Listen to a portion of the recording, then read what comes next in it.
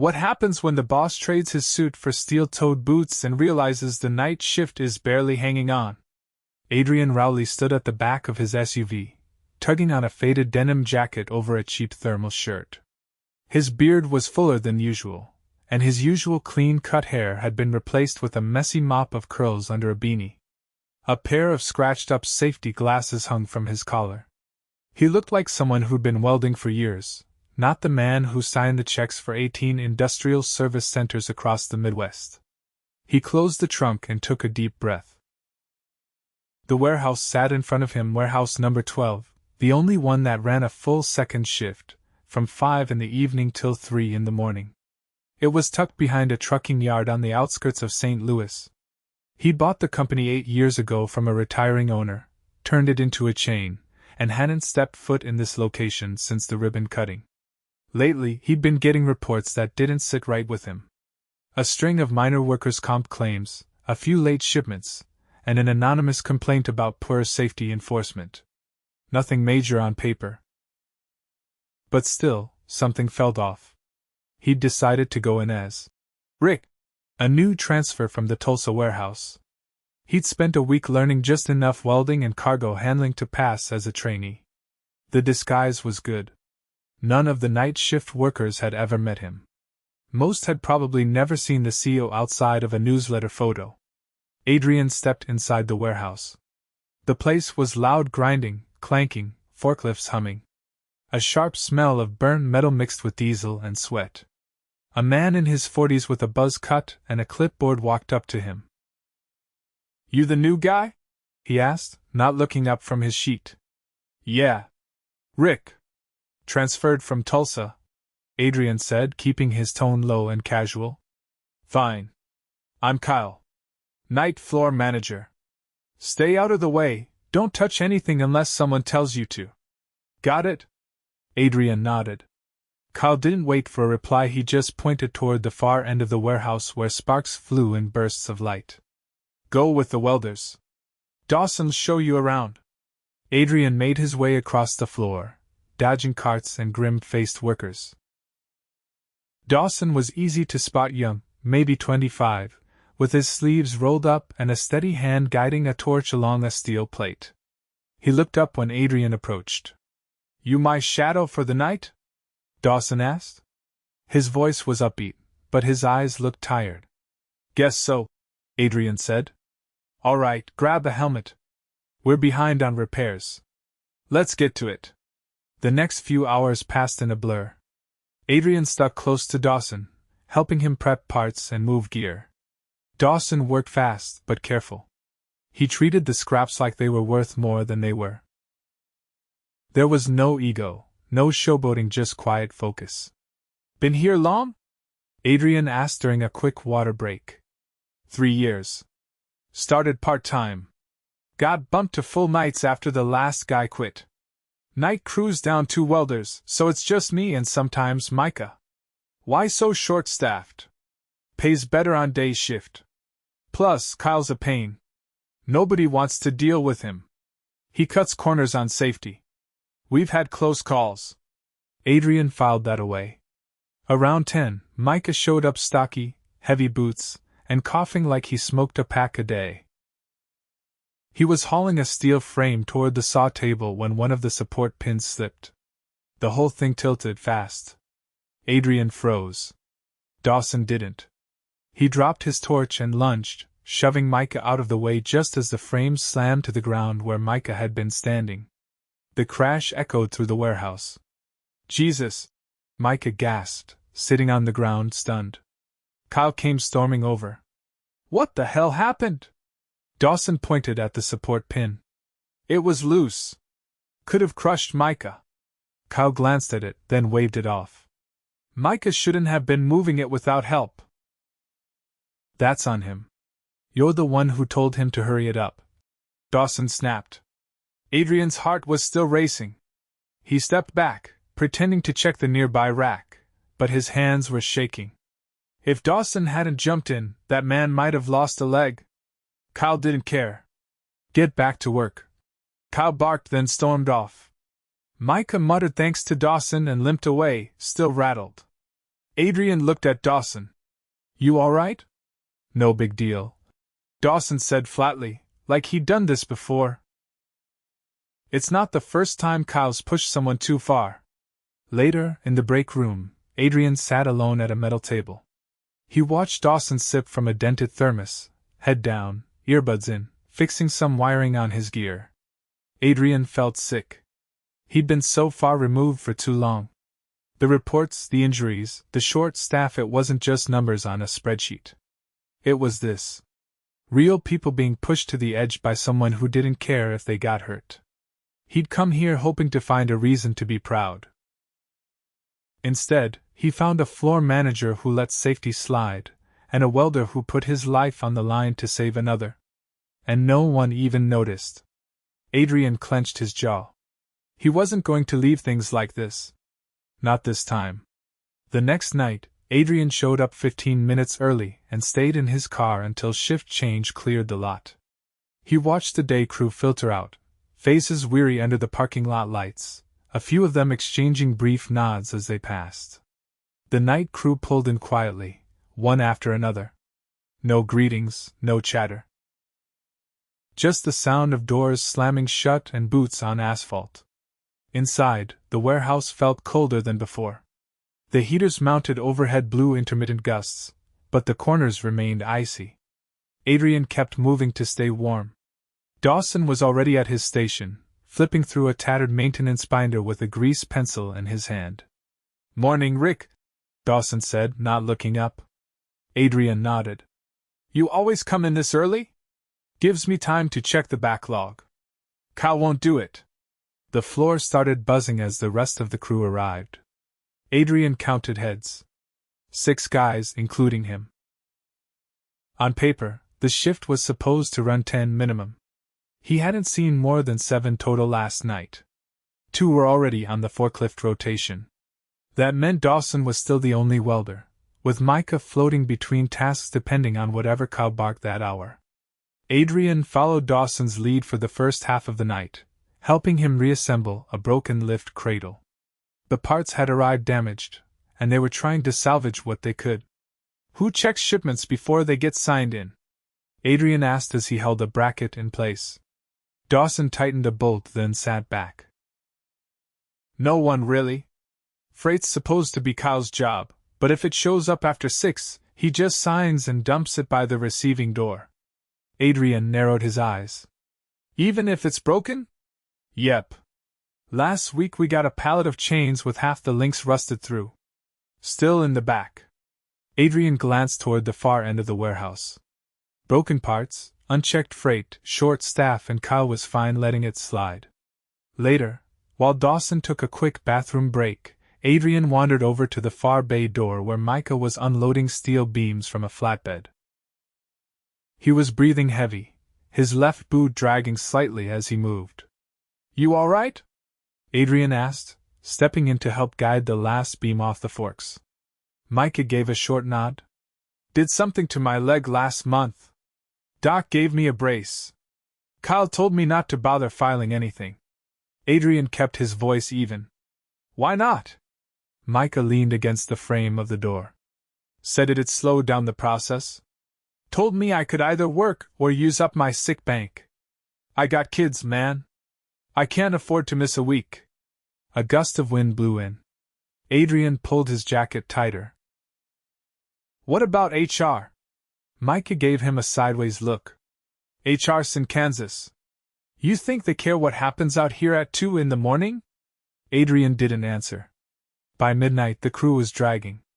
The break room had one working microwave, a vending machine with stale granola bars, and a coffee pot that sputtered more than it brewed. Adrian sat across from Dawson, who was reheating some kind of pasta in a plastic container stained pink from sauce. "You ever think about leaving?" Adrian asked. Dawson chewed slowly before answering. "Every week. But I've got my mom's medical to cover. She's on dialysis. My insurance here's decent." "That's something." Adrian nodded. "You ever apply for lead?" Dawson laughed once. "Kyle won't promote anyone. Says we don't need layers." He keeps all the authority so nobody can challenge him. Is that why we're short? No one sticks around. We train them, they see what the nights are like, and they're gone in a month. Kyle doesn't care. He just tells corporate we're fully staffed. Adrian leaned back in his chair. The fluorescent light above them flickered, humming faintly. Let me ask you something, Dawson said, lowering his voice. You ever seen Kyle do any real work? Adrian shook his head. Not really. Neither have I. He walks the floor twice a night, barks at Micah or me, then disappears into the office. That's his contribution. The door creaked open and Kyle stepped in, eyes scanning the room. Break's over. Let's get back to it, he said. His tone didn't leave room for argument. Back on the floor, Dawson pulled Adrian aside near the tool wall. Look, if you're planning to stick around, just watch your back. Kyle doesn't like questions. Had a guy named Elias last year who pointed out a faulty bracket design. Got less hours the next week. Then none. Was he wrong? Nope. But Kyle doesn't like being corrected. Adrian didn't answer. He watched Kyle stride past, clipboard under one arm, his other hand texting on his phone as he walked. He didn't look at a single machine. Around 2, the compressor line on the east dock blew a gasket. A loud hiss echoed through the space, followed by a sharp metallic clang. Adrian and Dawson rushed over. A mist of oil sprayed from the pressure valve. A small crew had been using it to run the pneumatic lifts. One of the clamps had popped loose and sent a steel pin flying into the wall. Kyle arrived 10 minutes later, after most of the mess had been cleaned. What happened? He asked, arms crossed. Dawson pointed to the frayed edge of the hose. This clamp's been corroding for weeks. I marked it on the maintenance log. Kyle didn't look. Why wasn't it replaced? Because we don't have spares. I requested them twice. Kyle sighed. Fine. Shut it down. Use the manual tools. They're slower. We'll fall behind. Then work faster. Adrian stepped forward. If the pressure line had gone the other way, someone would have taken that pin to the chest. Kyle turned, squinting at him. And what's your name again? Rick. Kyle stared for a beat, then walked off without another word. Adrian turned back to Dawson. He didn't even ask if anyone got hurt. Nope. That's Kyle. The rest of the shift dragged. Without the pneumatic line, everything ran slower. By the time the sun started bleeding into the sky, the crew looked half dead on their feet. Kyle was already gone. He left 20 minutes before shift end, didn't say a word. Outside, Dawson leaned against his car, fumbling with his keys. Adrian walked over. You do this 6 nights a week? 5. They cut Fridays. Said we weren't justifying the hours. He looked up. Why'd you come here? Adrian paused. I needed the work. Dawson studied him for a second. Then nodded. Yeah. I guess that's all of us. Adrian didn't sleep when he got home. He sat in his kitchen, staring at the edge of his coffee mug. His phone buzzed with emails from corporate, logistics updates, cost estimates, a reminder about next quarter's budget planning. None of it mattered, not compared to what he'd seen. Kyle wasn't just ineffective. He was dangerous. And Dawson. Dawson was the kind of worker the whole company was supposed to be built on. Quiet. Reliable. Brave, even when no one was watching. Adrian had built this business with the idea that good people would rise. That if you worked hard, you'd be noticed. Rewarded. Respected. That hadn't happened here. He leaned back in his chair, eyes red from fatigue, chest tight with guilt. Tomorrow night, he wouldn't be observing anymore. Tomorrow night, he would be setting the stage. The warehouse lights buzzed overhead as Adrian stepped onto the floor for his 3rd night. He already felt the fatigue setting in behind his eyes, less from the lack of sleep, more from what he knew he had to do. He punched in like everyone else, stood quietly near the lockers, and waited for the shift to settle. Kyle wasn't in sight yet. Dawson walked past with a cart of welding rods, gave Adrian a quick nod, and kept moving. No small talk tonight. They were behind. Again. Adrian pulled on his gloves and headed toward the loading dock. Micah was already there, hunched over a clipboard, his weight shifting awkwardly on his bad leg. The swelling hadn't gone down. Adrian could see it in the way he leaned against the edge of the dock when he thought no one was watching. He dropped beside him and picked up one end of a steel bracket. "You shouldn't be on your feet that long," Adrian said quietly. Micah didn't look up. "You think Cal cares?" Adrian didn't reply. He didn't have to. They worked in silence for the next hour. Every movement felt heavier now, like the weight of what he knew about this place was starting to settle into his muscles. The danger wasn't theoretical. It wasn't a maybe. It was here, every night, in the rusted clamps and gutted staffing and one man who ran the shift like a ghost ship. By the time Kyle showed up, the crew was deep into the first dock rotation. He walked in through the side office door, a paper cup in his hand, scanning the floor like he was counting parts instead of people. "Dawson," he called out. "You got the west rack ready?" "No," Dawson said without turning away from his torch. "We're still down a lift. I told you we needed a new hosette." Kyle scowled and stepped closer. "I've told you keep it moving." "I don't care how. Get it done." Adrian watched from a distance. The welders on the far side kept their heads down. Micah didn't look up. This wasn't new to them. Just another night. But Adrian felt the shift. The tension in Dawson's shoulders didn't drop after Kyle walked away. It stayed locked in place, like he was bracing for something. Later, in the supply cage, Adrian found what he'd been looking for. The maintenance logs. He pulled one from the bottom drawer and flipped through the entries. They were sparse, handwritten in rush scrawl. Half the forms were incomplete. Several safety checks were marked, pending, more than once across multiple weeks. One entry caught his eye. "Compressor valve on B4 still leaking. Notified KM, no replacement in stock."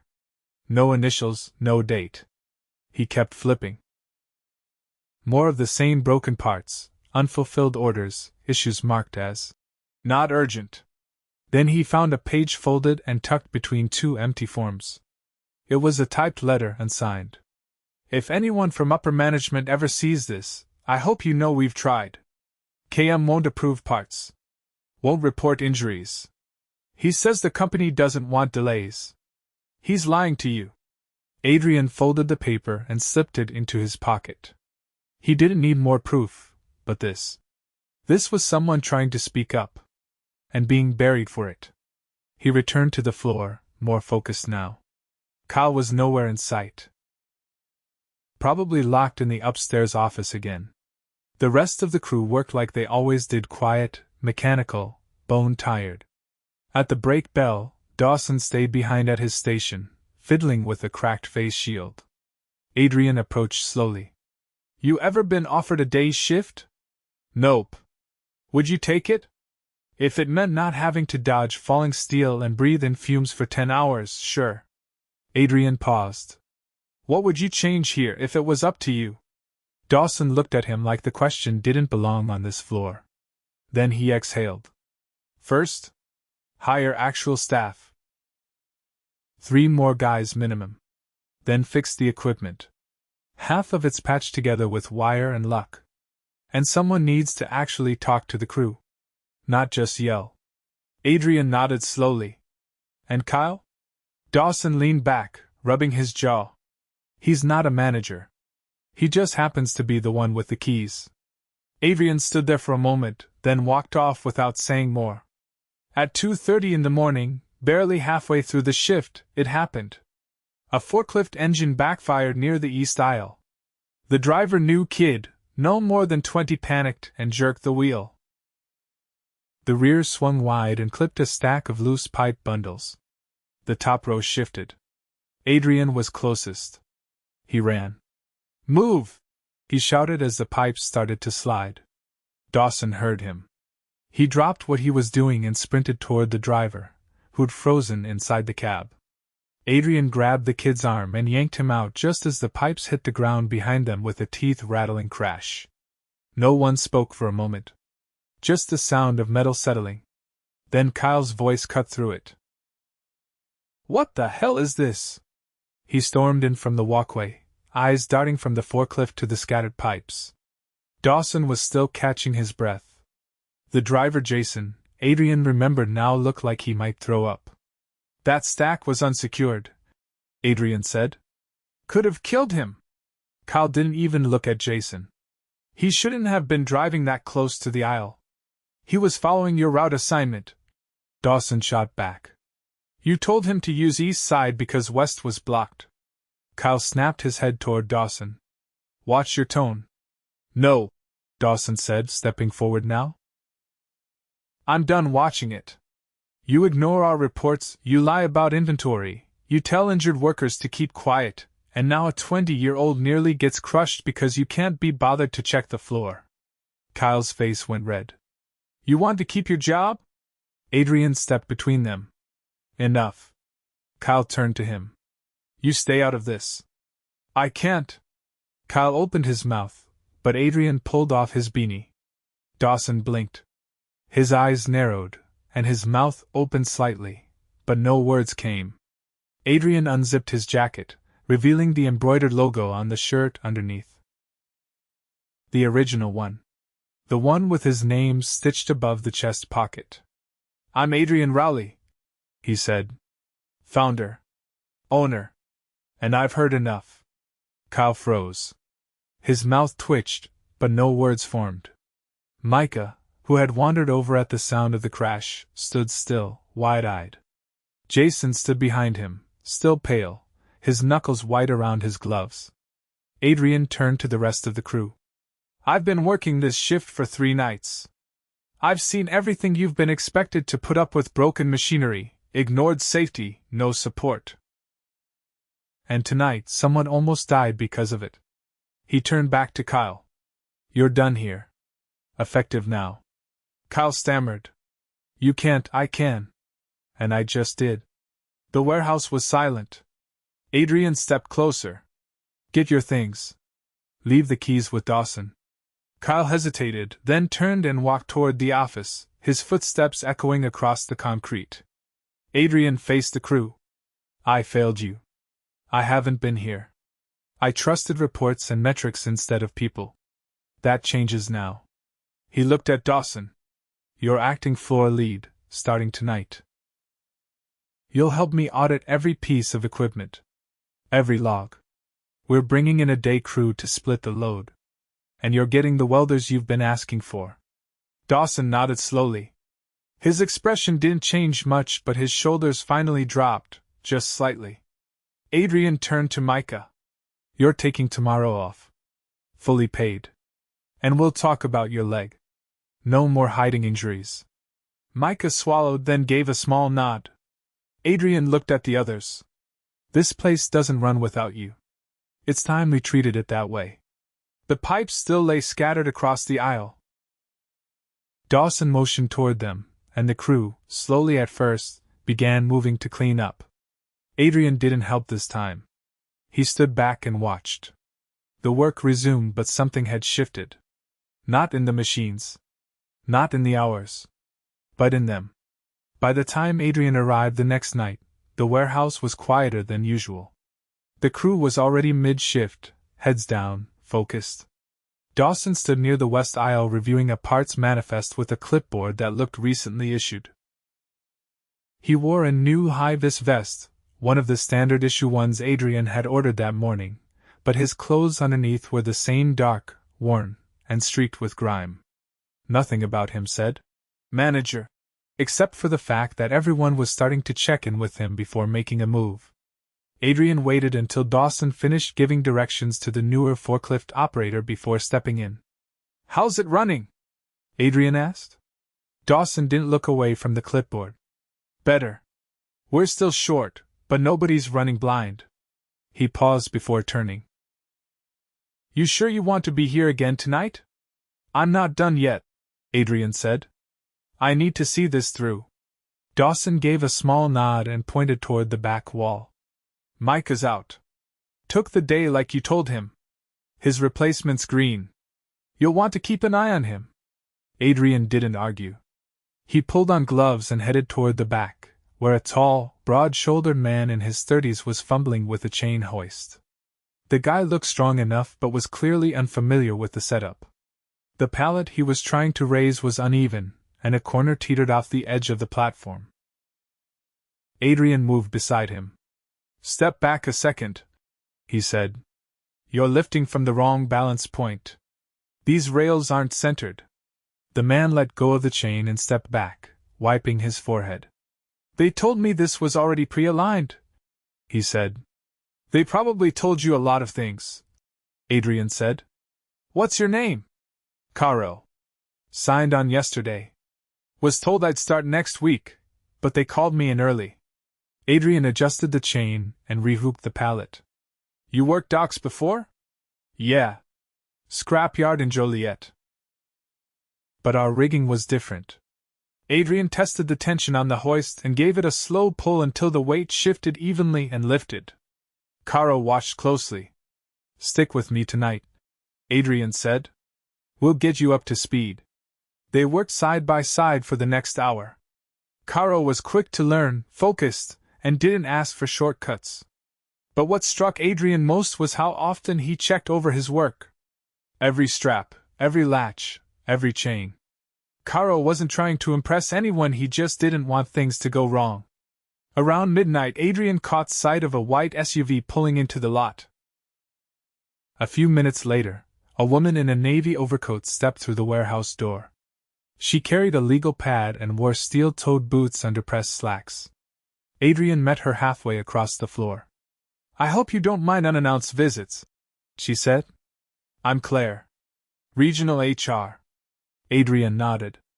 "Thanks for coming on short notice." Claire glanced around. "I've read the incident reports. What I need now is context." Adrian waved her toward the break room. It wasn't much cleaner than before, but someone had wiped down the table, and the trash wasn't overflowing. That was progress. They sat across from each other. "I got your email," Claire said, flipping to a fresh page. "You mentioned direct observation. I've been working nights here since Monday. Undercover. No one knew who I was until last night." Claire nodded once. "That's unusual. It's the only way I could see things for what they really were." He walked her through everything, methodically: how Kyle had ignored safety protocols, how reports were falsified or left incomplete, how injuries were discouraged from being reported. He didn't dramatize. He didn't need to. The facts were enough. Claire scribbled notes, asked follow-up questions, and never looked away. When he finished, she closed the pad. "Any retaliation?" "None yet. But Dawson took a risk standing up to him. So did the rest of the crew by not backing down. I'll initiate a formal review," Claire said. "But given your authority, Kyle's termination is final. We'll begin exit processing tomorrow." "Don't just push this into a file," Adrian said. "What happened here isn't a one-man problem. It's what happens when leadership stops listening." Claire nodded slowly. "Understood." They stood. As they walked back onto the floor, Claire paused near the loading dock, watching as Caro worked under Adrian's supervision. "He's new?" she asked. "Started yesterday. Stepped in with no complaints." Claire made another note. When she left, Adrian didn't go back to the break room. He made a slow circuit of the warehouse, checking equipment, watching movements, listening. The compressor had been replaced. Dawson had filed the request that morning and flagged it for urgent fulfillment. The lines were clean. The new bracket clamps were already in transit. But what struck Adrian most wasn't the gear. It was the crew. They moved with caution, but with intent. They checked on each other. They didn't look over their shoulders expecting a reprimand. Instead, they asked each other questions, gave answers, and passed tools with silent efficiency. Around 2, Adrian called the crew together near the west wall. It wasn't a formal meeting. No one sat. No one stopped working entirely, but they circled up as he stood in front. I owe you more than an apology, Adrian began. And I won't waste your time trying to fix things with words. The crew stood still. Caro leaned on a rail. Dawson crossed his arms. Jason, the young forklift operator, stood quietly at the back. I was told this place was running fine. That production was up, turnover was normal, safety was compliant. None of that was true. And I didn't ask hard enough questions. He looked at each of them. You've all kept this place running while being stretched too thin, undersupported, and ignored. That ends now. Dawson gave a slow nod but said nothing. I've authorized a hiring push, Adrian continued. 3 more permanent night staff. You'll be part of the interview process. We're restructuring the shift premiums and adding a differential for night work. And starting next week, a site supervisor, not a remote manager, will be assigned here. He paused. Until that role's filled, Dawson is interim lead. His decisions are final. He'll work directly with me. Jason raised his hand. What about training? He asked. A lot of us came in with none. You'll get it, Adrian said. Formal onboarding, task-specific instruction, and safety certification.